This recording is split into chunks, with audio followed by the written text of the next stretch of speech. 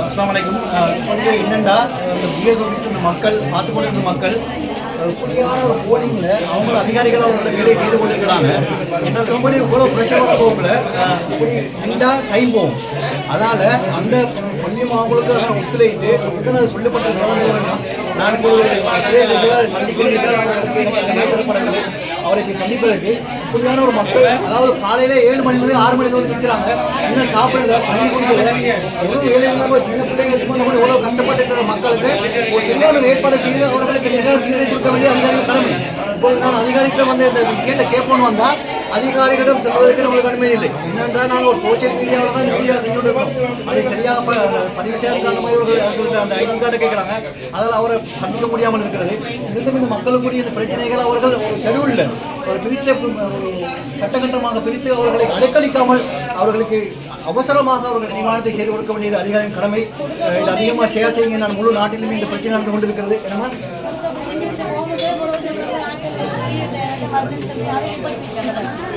செஞ்சுக்கிட்ட போமே அவர்கள் ஏற்கனவே ஒரு ஃபோம் கொடுத்திருக்கிறார்கள். அந்த ஃபோமை இப்பொழுது நிராகரித்திருக்கிறார்கள்.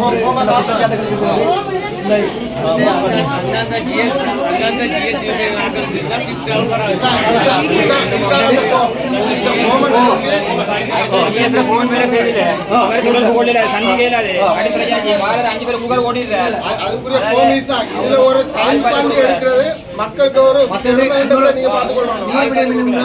ஜிஎஸ்மாரும் கடும் பிரஷர்ல இருக்கிற தகவல் வருகிறது. அவர்கள் ஜிஎன்டி விஷயத்தில் இந்த மக்களை விருது கொடுத்தால் இப்படியான பிரச்சனை ஒன்று வராது. அதை தயவு செய்து எங்களுடைய பிரதேச செயலாளர் அதுக்காக முன்னுரிமை கொடுத்து இப்படியான பிரச்சனைகள் வராமல் அவசரமாக தடுக்க வேண்டியது கூட கடமை.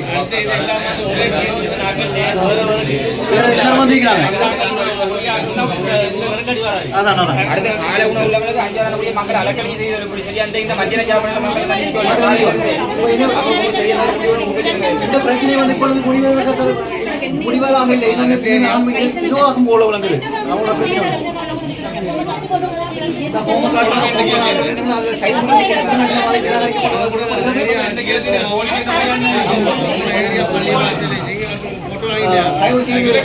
அவர்களை கவனத்துக்கு அவசரமாக கொள்வாங்க. அடுத்த கட்டத்துக்கு மாற்றம் அடையக்கூடிய சாத்தியக்கூறுகளும் இருக்கிறது.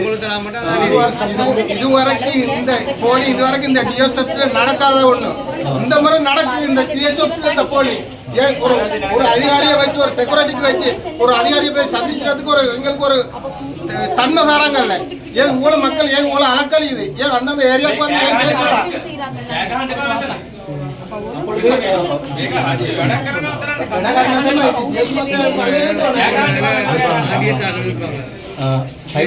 அவர்களை இது பார்த்துவிட்டு அவர்களின் கோரிக்கைக்கு அமைய ஒவ்வொரு ஜிஎஸ்டி விஷயங்களையும் அந்த மக்களை பிரித்து உடனடியாக அந்த பிரச்சனைக்கு தீர்வை கண்டு கொடுங்கள். அந்த மக்கள் சார்பாக அவர்கள் பசிப்பட்டுள்ளது, அவர்கள் குழந்தைகளை சுமந்து கொண்டிருக்கிறார்கள். ஆகவே இது அதிகமாக ஷேர் செய்ய மக்களை இது முழு நாட்டுக்கும் சென்றடைய வேண்டும். குறிப்பாக ஜனாதிபதி கவனத்துக்கு அவசரமாக கொண்டு செல்லுங்கள். அஸ்ஸலாம்.